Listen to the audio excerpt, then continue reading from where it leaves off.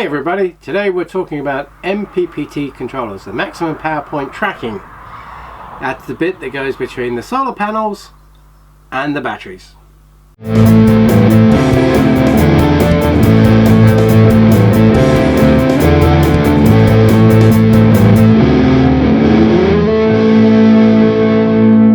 So thanks for joining me today. We're going to talk about these four MPPT controllers that I have, just to give you a brief rundown on what an MPPT controller is. So our solar panels, when they're in the sun, they generate electricity, and it's not a consistent supply. It's a bit random, and it fluctuates, and it's up and it's down, and it stops and it goes. And so this mishmash of electricity has to be cleaned up in a way that the battery bank can accept. And this is what these things do. They take that energy and they shape it and they put it in the battery bank.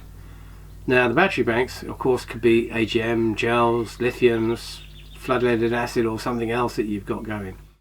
And these have to be able to understand those battery banks and then charge them in the right profile and also in line with how charged that battery bank is.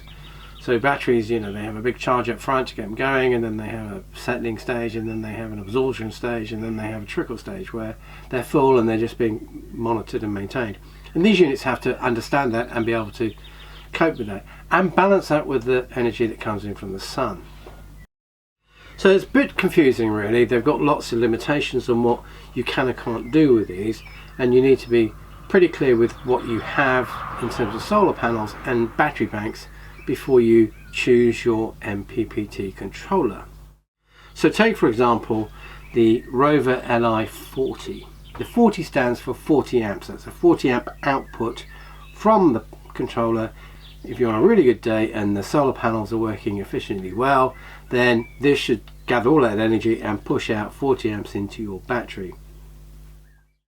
I reviewed this earlier this year with a 400 watt panel kit that comes from Renogy with all the cables and the fuses. And I got some feedback from some previous customers that told me that when you put the four panels in series, that was too much voltage for this unit. If you remember, when you put panels in series, you have to add the output voltage of each panel together. So if it's 20 volts coming out of the panel, by the time, you know, the next panel is 20 volts and so on. So that's 40, 60, 80, 100 volts.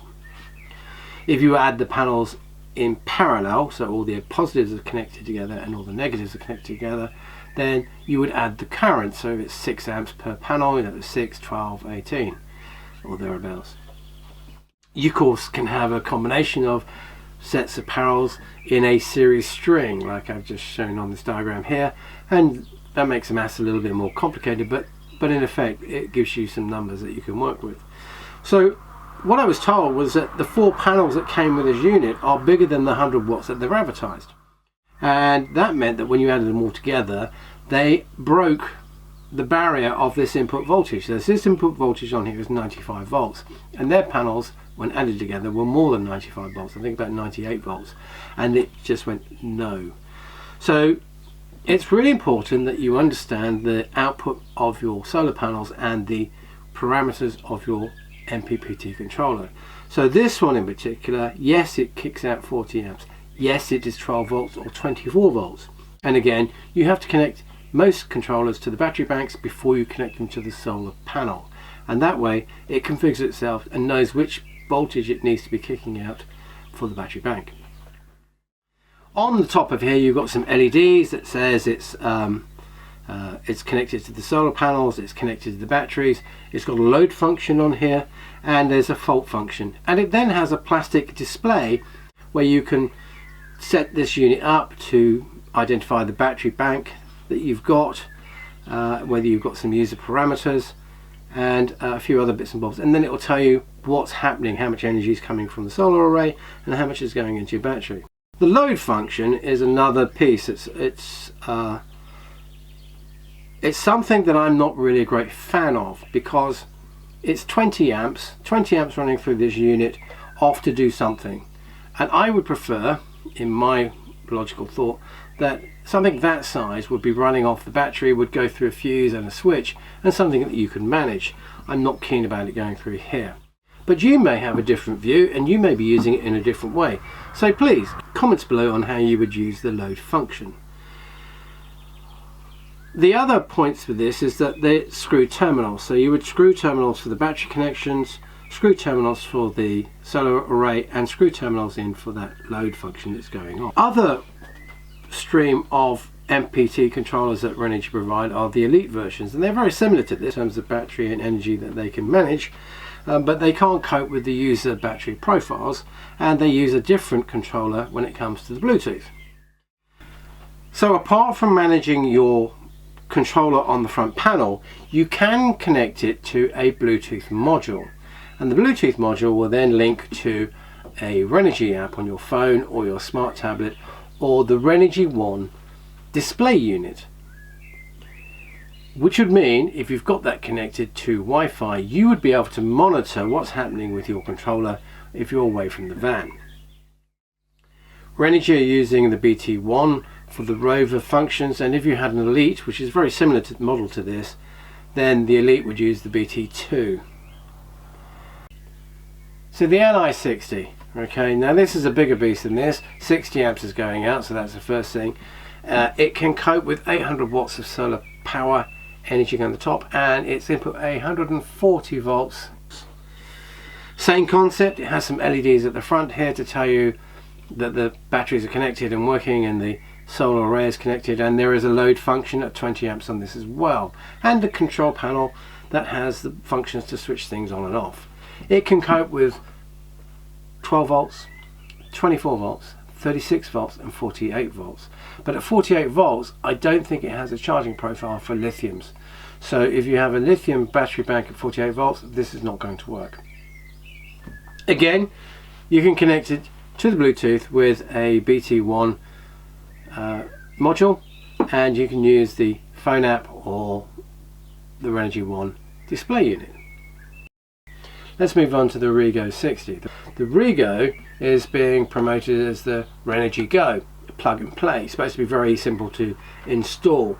Currently within its line of products, it has this. It has a 400 amp hour battery bank, a communication network, a battery to battery charger, and a 3000 watt inverter charger, which are all plug and play. And it plugs into these various units, the battery bank and its B2B charger and the inverter charger, through strong cables using the P75 Anderson connectors. So you have to buy the cables either from Renogy, or they come with the packaging depending on which ones you buy, or you can make your own. So this is only 12 volts, but it does cope with the various battery types: lithium, AGM gels, flooded lead acid, and your usual profiles. And it has this shiny big button on the top here to select that battery type, which I think is a bit of a waste of a design feature, because in the life of this machine you're probably only going to have 1 or 2 clicks of that button, and then you leave it till the next battery bank again, whether you change the battery type or not. So that's a bit nice but pointless. There are 2 LEDs on here to tell you that the system is working well and that there's a fault. So the only way to control this is through the Renogy app or the Renogy One display unit, and this has inbuilt Bluetooth technology. So that makes it a bit more simpler, that you will see this on your app or your Renogy One as soon as it powers up. It also has connectors to the RV-C CAN bus, which is all about the communication networks being built into vans, and has been for a little while now, where you're connecting up the van computer with the various functions that happen within the van. At the moment, I'm not going to worry about CAN buses and stuff, nor should you. I think it comes down to play in the next generation of vehicles that are battery operated as the main prime mover, and then I think the CAN bus becomes quite important, and these will start to hook up. If you want to use a CAN bus on this unit, you need to talk to Renogy and they will help you out. This is an 800 watt solar panel array, only 12 volts, but it allows you to have 100 volts input, so that makes it quite a big panel. That makes it quite a big array in terms of those number of panels you get in series and in parallel. So in terms of this can cope with more than this one, but only in 12 volts. This one can cope with more voltages than this one, but they both can cope with the same battery types. Then we're moving on to the big beast here, which is 100 amps going out of that unit, and it will allow you to connect let me get this right.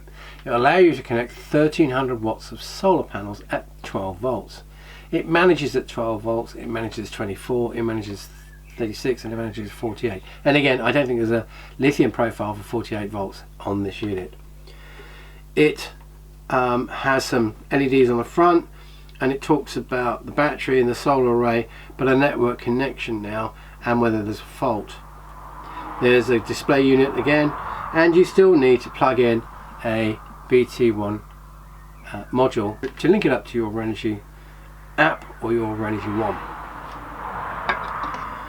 Large big cables, and this networking means that it starts to work with other units of the same size, and that brings it all together, and you can control a very large array. So this is kind of house size product. This is things that you would see in your house, but I can see you using it on a school bus or a big RV or fifth wheel or something. This one, or maybe two of these. These are more for the smaller RVs. I mean, you know, the class Bs that I have, and these are for the smaller ones, a small van with a couple of panels on the roof. These are probably 4 or 5 panels. This is about 3 panels, and this could be 13 panels. So those are the 3 different sizes. They all come with instruction manuals, which are very good actually, and when you open the package, you don't get excited, have a read of the book. Not only tells you how to operate it, but it tells you how to mount these things and where they should be mounted and how much space needs to go around them. All these units need to be mounted vertically, and that's to prevent any splash going inside the electronics or condensation. So mount it vertically or horizontally, but upright, so the fronts are not flat. There needs to be space around the cooling vanes, a couple of inches around this one, 3 or 4 inches around this one, and a big 6 inches around this. So you have to choose the location in your RV or camper where they would sit, where they've got space. Those big heat sinks on the back are there for a reason. They clearly run hot, and so give them space so they can have cooler air and they can keep running. Along with the instruction manuals, you'll get a support contact group, and you'll get the warranty card, an e-warranty card to register the products that you have.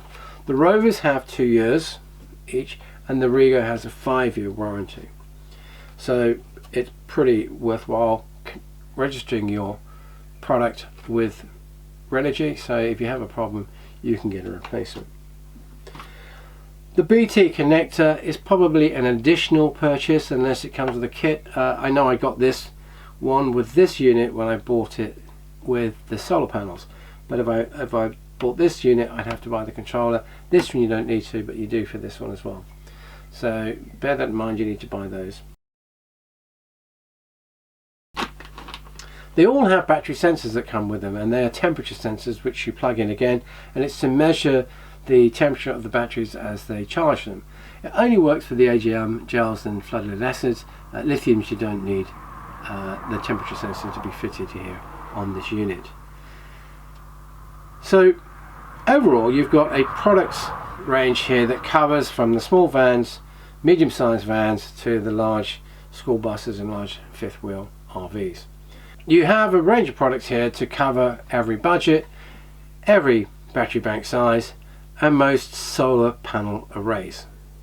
I'm Graham, this is Mogul Adventures. Thank you for watching.